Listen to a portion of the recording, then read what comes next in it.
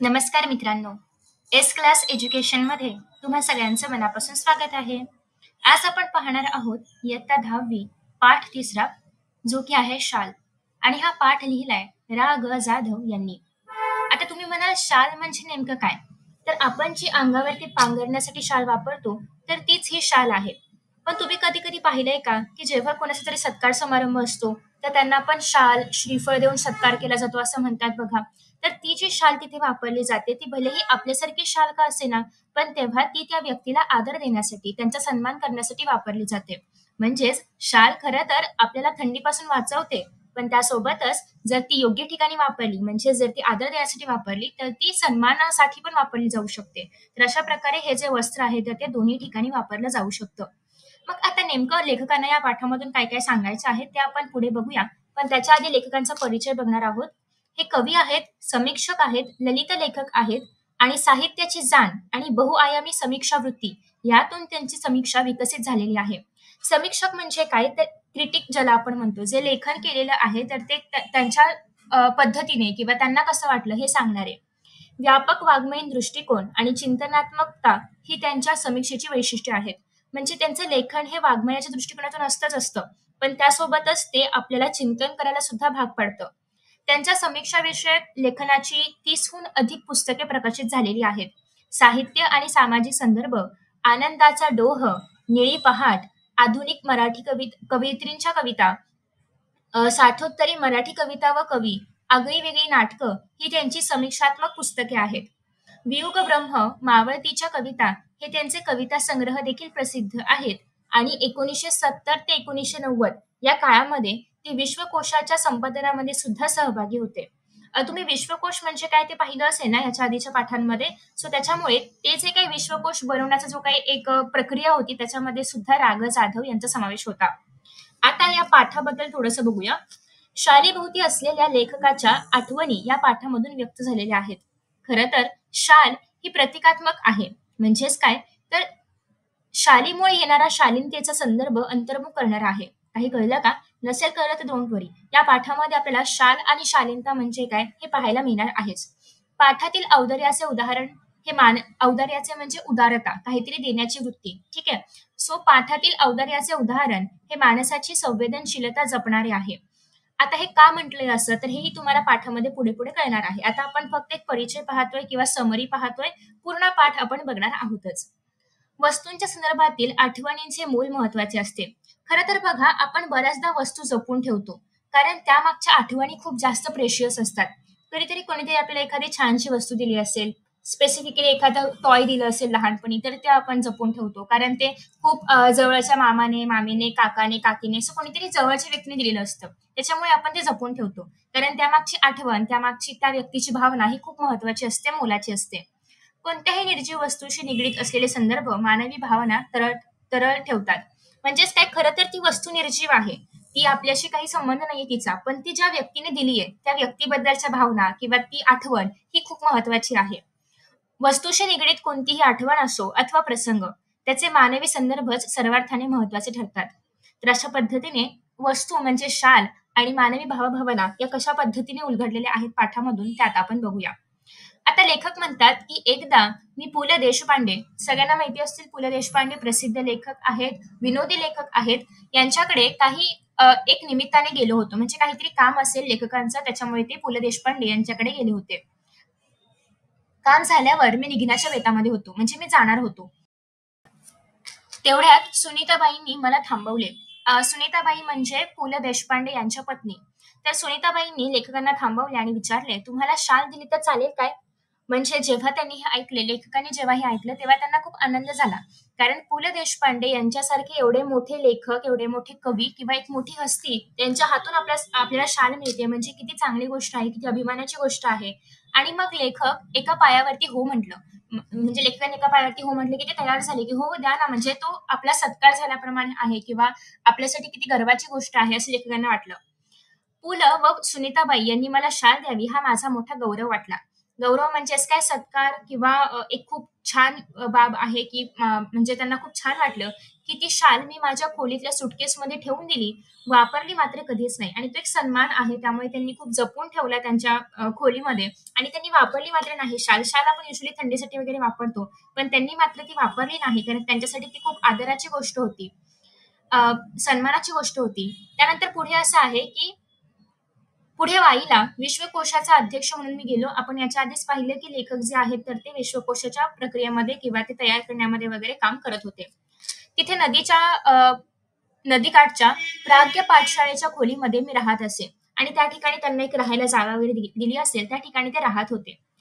खोलीच्या दक्षिणेकडील खिडक्या कृष्णा नदीच्या चिंचोळ्या प्रवाहावर होत्या.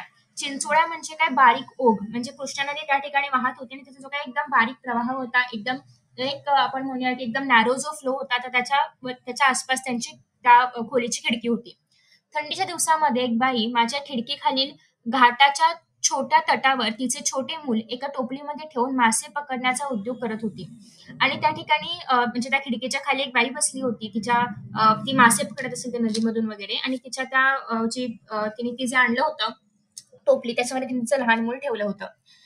तिचे बाळ कडाक्याच्या थंडीने कुडकुडत होते. कडाक्याची थंडी म्हणजे खूप जास्त गारठा आहे. इतका जास्त गारठा आहे की आपण सहन नाही करू शकत किंवा आपण विदाऊट स्वेटर, विदाऊट शाल बसू नाही शकत. आणि अशा ह्याच्यामध्ये ती त्या लहान बाळाला घेऊन बसली होती. पण ते जे बाळ आहे तर ते थंडीने कुडकुडत होतं, रडत होतं. पण आई मात्र काही तिकडे बघत नव्हती. कारण आईला असं झालं होतं की आता काय करणार? म्हणजे दुसरा काही पर्यायच नाहीये. आई खूप गरीब होती आणि तिच्याकडे त्याला पांघरण्यासाठी शाल किंवा असं काही नव्हतं. त्याच्यामुळे मग ती परिस्थितीकडे दुर्लक्ष करत होती. लेखक म्हणतात, मला मात्र राहवलं नाही. पण लेखकांना मात्र काही ते राहवलं नाही, की इतकं लहान मूल आहे, ते थंडीमध्ये कुडकुडतंय आणि ती आई लक्ष देत नाहीये वगैरे, हे काही त्यांना पटत नव्हतं. मी सुटकेसमधील पुलकित शाल काढली. पुलकित यासाठी कारण पुलंनी दिलेली ती शाल आहे, त्यामुळे ते म्हणतात की पुलकित शाल जी आहे ती काढली. 5-50 रुपयांच्या नोटा काढल्या आणि त्यांनी खिशातून काही पैसे काढले. त्या बाईला त्यांनी हाक मारली. खिडकीतून ते सर्व काही जे आहे तर ते त्या बाईला दिलं आणि म्हटलं, की त्या बाळाला आधी शालीत गुंडाळ. गुंडाळ म्हणजेच काय, त्या बाळाला त्या शालीमध्ये लपेटून घे आणि मग मासे मारत बैस, जेणेकरून त्या बाळाला थंडी वाजणार नाही. या घटनेची ऊब पुलकित शालीच्या उबीपेक्षा अधिक होती. आणि मला लेखकांना असं म्हणायचं आहे, की ही घटना खूप जास्त ऊब देणारी होती. कारण त्या बाळाला त्या थंडीपासून वाचवणं हे खूप जास्त महत्वाचं होतं, कारण ती शाल जपून ठेवण्यापेक्षा. आणि मग लेखकांना हे सांगायचं आहे, की त्याची ऊब जास्त होती आणि आता खरं तर त्या शालीचा उपयोग होईल किंवा खरं तर ती शाल आता वापरली जाईल, ज्या कारणासाठी ती असते त्यासाठी ती वापरली जाईल. ऊब म्हणजे उष्णता. तुम्ही समानार्थी शब्द हवा तर लिहून घेऊ शकता. त्यानंतर पुढे आहे, कविवर्य नारायण सुर्वे खूप सभा संमेलने गाजवत होते आणि पुढे ते साहित्य संमेलनाचे अध्यक्ष सुद्धा झाले. तुम्हाला माहिती असेल, प्रत्येक वर्षी साहित्य संमेलन होतं, मराठी साहित्य संमेलन, तर त्या ठिकाणी ते अध्यक्ष पण होते. परिणामतः त्यांच्या कार्यक्रमांना अहोरात्र भरतीच असे. अहोरात्र म्हणजे दिवस रात्र, प्रत्येक वेळी रात्रंदिवस त्यांच्याकडे माणसांची गर्दीच असायची किंवा प्रेक्षकांची गर्दीच असायची. प्रत्येक कार्यक्रमामध्ये सन्मानाची शाल व श्रीफळ त्यांना मिळत नाही. आणि अर्थात प्रत्येक कार्यक्रमामध्ये ते गेले की इतकं नामांकित व्यक्तिमत्व आहे किंवा इतके मोठे लेखक आहेत, त्याच्यामुळे प्रत्येक कार्यक्रमामध्ये त्यांचा सत्कार होणं साहजिक होतं. आणि मग सत्कारामध्ये काय द्यायचं, तर शाल आणि श्रीफळ दिलं जायचं. एकदा ते मला म्हणाले, या शाली घेऊन घेऊन मी आता शालीन बनू लागलो आहे. आणि मग खरं तर ते अतिशय मोठे लेखक आहेत, त्याच्यामुळे शब्दांचे खेळ करत ते म्हणाले की शाली घेऊन घेऊन मी आता शालीन बनू लागलो आहे. शालीन म्हणजे काय, की जेंटल, सालस, सात्विक बनू लागलो आहे. खरं तर त्यांना असं म्हणायचं आहे, की इतका माझा सत्कार होऊ लागलाय, की मी अजून डाउन टू अर्थ बनत चाललो आहे, असं त्यांना म्हणायचं आहे. आय होप सगळ्यांना श्रीफळ माहिती आहे, नारळ. ठीक आहे, सगळ्यांनी बघितलं असेल. सो नारळालाच सत्कारासाठी जेव्हा वापरलं जातं तेव्हा त्याला आपण श्रीफळ म्हणतो. तर त्यांच्या बोलण्यातील उपरोधिक खोच माझ्याच नव्हे तर कोणाच्याही सहजपणे लक्षात येणारी नव्हती. उपरोधिक खोच म्हणजे काय, की त्यांना म्हणायचं काहीतरी वेगळंच होतं, पण त्यांनी म्हटलं काहीतरी वेगळंच. सार्कॅस्टिक ज्याला आपण म्हणतो, तर ते सार्कॅझम, सार्कॅस्टिकल टोन, तर त्याला आपण म्हणणार आहोत उपरोधिक खोच. आणि शाल व शालीनता यांचा संबंध काय? तुम्हालाही वाटलं असेल ना, की शाल आणि शालीनता याचा काय संबंध? तर खरं तर खरीखुरी शालीनता शालीविनाच शोभते. त्यांना असं सांगायचं आहे, की खरीखुरी जी शालीनता आहे, म्हणजे खरं जे डाउन टू अर्थ राहणं आहे, ते तेव्हा शोभतं जेव्हा शाल नसेल. म्हणजे जेव्हा आपल्याला फुकटचा अभिमान नाही किंवा गर्व नाही, तेव्हाच ती शालीनता शोभून दिसते. सुर्वे मुळातच शालीन. तसे सुर्वे हे डाउन टू अर्थच होते किंवा शांत शालीनच होते, जेंटलच होते. त्यानंतर शालींच्या वर्षावाखाली त्यांची शालीनता कधीच हरवली नाही किंवा ती कधीही क्षीण झाली नाही. आणि इतका सगळा सत्कार होत असूनही त्यांना कधीही गर्व झाला नाही. ते नेहमी शालीन राहिले, असंच लेखकांना त्यांना म्हणायचं आहे. मी कविवर यांना म्हटलं, शालीमुळे शालीनता येत असेल तर मी कर्जबाजारी होईन, भिकेला लागेन, पण शेकडो शाली खरेदी करून सर्वांना एक एक शाल लगेचच घेऊन देईन. यावर तो शालीन कवी मनापासून हसला. खरं तर कवींना असं म्हणायचं सॉरी लेखकांना कवींना असं सांगायचं आहे, की शाली मिळून मिळून जर शालीनता येत असेल, तर मला काही शाली मिळतच नाही, तर मी तर मात्र कर्जबाजारीच होईन आणि भिकेलाच लागेन असं होत असेल तर. पण असं जर असेल म्हणजे शालीमुळे जर खरंच शालीनता येत असेल, तर मी इतर लोकांना मात्र शाली घेऊन देईन. म्हणजे त्यांच्यामध्ये त्याच्यामुळे का होईना पण शालीनता येईल. ठीक आहे. आता शालीमुळे शालीनता येते की जाते? या प्रश्नाचे उत्तर जाते असंच आहे. म्हणजेच काय की खूप सन्मान होऊ लागला, की माणूस जो आहे तर तो गर्विष्ठ होऊ शकतो, अभिमानी होऊ शकतो आणि मग जे काही शालीनता आहे, जे काही सात्विक वृत्ती आहे, जे काही डाउन टू अर्थनेस आहे, तर तो निघून जाऊ शकतो. मी 2004 साली मराठी साहित्य संमेलनाचा बिनरोधक अध्यक्ष झालो. बिनरोधक म्हणजे कुणीही विरोध न करता सगळ्यांनी अग्री केलं होतं त्यांना अध्यक्ष करण्यासाठी. सगळ्यांनी मतं दिली होती आणि मग ते अध्यक्ष बनले. तत्कालीन 1-2 वर्षात माझ्यावर शालींचा वर्षाव झाला आणि मग पुन्हा लेखकांना सुद्धा खूप शाली मिळू लागल्या. कारण जेव्हा एखादा व्यक्ती मराठी साहित्य संमेलनाचा अध्यक्ष होतो, तेव्हा त्याला खूप ठिकाणी बोलावणं असतं. काय म्हणूया आपण वक्ते असतात खूप ठिकाणी आणि त्यामुळे त्यांना सन्मानित करण्यासाठी शाल आणि श्रीफळ वगैरे दिलं जातं. ते ज्या ठिकाणी जातील त्या ठिकाणी. एवढ्या शाली जमत गेल्या, की माझ्या 8 बाय 6च्या खोलीमध्ये त्या ठेवणेच शक्य नव्हते. म्हणजे त्यांचं घर तेव्हा लहान असेल, तर त्या इतक्या शाली झाल्या, की त्यांना त्या घरामध्ये ठेवताच येत नव्हत्या. मग मी सगळ्या शालींचे गाठोडे बांधून ते निकटवर्ती मित्राकडे ठेवले. निकटवर्ती म्हणजे जवळचा एक क्लोज फ्रेंड ज्याला आपण म्हणतो, तर त्या मित्राकडे त्यांनी ते सगळं शाली ज्या आहेत, तर त्या नेऊन ठेवल्या. व त्या शाली वापरण्याचे वगैरे त्याला सर्वाधिकार दिले. आणि मग त्या मित्राला सांगितलं, की "बाबा रे, ह्या शाली वापर, काय करायचं ते कर ह्यांचं, पण ठेव बाबा तुझ्याकडे, कारण माझ्या घरात तर काही जागा नाहीये." आणि तो मित्र बिचारा अति प्रामाणिक आणि त्यांचा मित्र खूपच जास्त प्रामाणिक होता, खूपच जास्त ऑनेस्ट होता. त्याने मात्र त्या शाली वगैरे न वापरता आहे तशाच त्याच्या खोलीमध्ये सांभाळून ठेवल्या. हळू-हळू मी सगळ्या शाली वाटून टाकल्या गरीब श्रमिकांना. म्हणजे ज्यांना गरज आहे त्या शालींची, त्या सगळ्यांना लेखकांनी शाली ज्या आहेत त्या वाटून वाटून टाकल्या.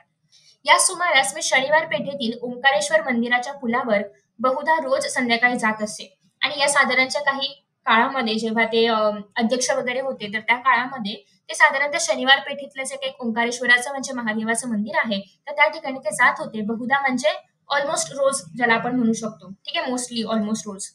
त्यानंतर नेक्स्ट आहे तेथील कट्ट्यावर बसणे मला आवडायचे. एक दिवस काय घडले, की कडक थंडीच्या दिवसामध्ये एक म्हातारा अशक्त भिक्षेकरी कट्ट्याला लागूनच चिरगुटे टाकून व पांघरून कुडकुडत बसल्याचे मी पाहिलं. म्हणजेच काय की एक कट्टा होता त्या ठिकाणी आणि तिथेच एक म्हातारा व्यक्ती जो आहे तर तो बसला होता. कडाक्याची थंडी पसरलेली होती. अशक्त म्हणजे वीक ज्याला आपण म्हणू शकतो. भिक्षेकरी म्हणजे बेगर, भीक मागणारा जो आहे. चिरकुटे म्हणजे खूप सारे असे कपडे त्याचे चिंध्या-चिंध्या असतात ना, एक रॅग्स ज्याला आपण म्हणतो, चिंध्या-चिंध्या वगैरे ज्या आहेत, तर त्या पसरलेल्या होत्या आणि तो त्याच्यावरती जो आहे, तर तो बसला होता. आणि दुसऱ्या दिवशी मी 2 शाली घेऊन आणि मग ते पाहिल्या लेखकांनी आणि त्यांना असं वाटलं, की आपण ह्याला मदत करावी आणि याला थंडीपासून वाचण्याकरता शाली वगैरे काहीतरी द्याव्यात. तर दुसऱ्या दिवशी मी 2 शाली घेऊन ओंकारेश्वराच्या कट्ट्यावर आलो. तो म्हातारा तिथेच होता. त्याला दोन्ही शाली दिल्या. त्याने थरथरत्या हाताने मला नमस्कार केला. आणि मग लेखकांनी काय केलं, की त्यांच्या शाली ज्या आहेत, तर त्या म्हातारी व्यक्तीला देऊन टाकल्या आणि त्यांनी नमस्कार केला. पुढे 4-5 दिवस मला काही कामांमुळे संध्याकाळी ओंकारेश्वरला जाण्यास उसंत लाभली नाही. आणि मग ते रोज जायचे तसं तर, पण त्यांना काही कामं आली असतील, त्यामुळे त्यांना वेळ नाही मिळाला. उसंत नाही भेटली म्हणजे वेळ नाही मिळाला. त्यानंतर मी नेहमीप्रमाणे ये-जा करत राहिलो. मग एकदम त्या भिक्षेकरी वृद्धाची आठवण झाली. तो नेहमीच्या ठिकाणी नव्हताच. तेथील पुलावर चक्कर मारावी म्हणून मी उठलो आणि पुलावर चालू लागलो. आता खरं तर त्यांनी पाहिलं, की म्हणजे त्यांना आठवण झाली असेल ना, की इथे ते काका रोज बसले दिसायचे. आज मात्र ते इथे नाहीयेत, तर कुठे गेले वगैरे. मग त्यांना आसपास चालू लागल्यानंतर त्यांना पुलाच्या जवळपास मध्यावर तो भिक्षेकरी म्हातारा जो आहे, तर तो दिसला आणि ती भिक्षा मागणारे जे म्हातारे आहेत, तर ते त्यांना दिसले. मी लगबगीने त्याच्याकडे गेले. लगबगीने म्हणजे काय पटकन काय म्हणूया आपण भरभर त्याच्याकडे ते चालत गेले. पाहतो तो काय, तीच चिरकुटे अंगाखाली व अंगावर तेच कुडकुडणे आणि तेच दिनवाने जिने. म्हणजेच काय, की जसं त्यांनी पहिल्यांदा पाहिलं होतं त्या म्हाताऱ्या काकांना, सेम ते त्या सिच्युएशनमध्ये होते. तसंच त्यांनी ते खाली चिंध्या पसरल्या होत्या. अंगावर पण ते फाटकं काहीतरी घेतलं होतं. आणि त्यांना म्हणजे लेखकांना असं वाटलं, की आपण तर त्यांना शाली दिल्या होत्या. मग त्यांनी त्या वापरल्या का नाहीत? तेच दिनवाने जिने म्हणजे काय गरीब परिस्थितीमध्ये तसंच जिणं. म्हणजे अजूनही त्यांनी त्या शाली वापरल्या नव्हत्या. इतकं कुडकुडत होत्या तरी पण ते वापरत नव्हते. मी म्हटलं, "बाबा तुम्ही मला ओळखले?" तेव्हा त्याने नकारार्थी मान हलवली. त्या म्हाताऱ्याने काय नकारार्थी मान हलवली म्हणजे नाही म्हटलं. मग मीच म्हटलं, "बाबा 5-6 दिवसांपूर्वी मी तुम्हाला 2 शाली दिल्या होत्या आठवते?"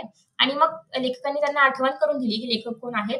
यावर म्हातारा खुलला आणि पुन्हा हात जोडून म्हणाला, "हे भल्या माणसा तू लय मोठा.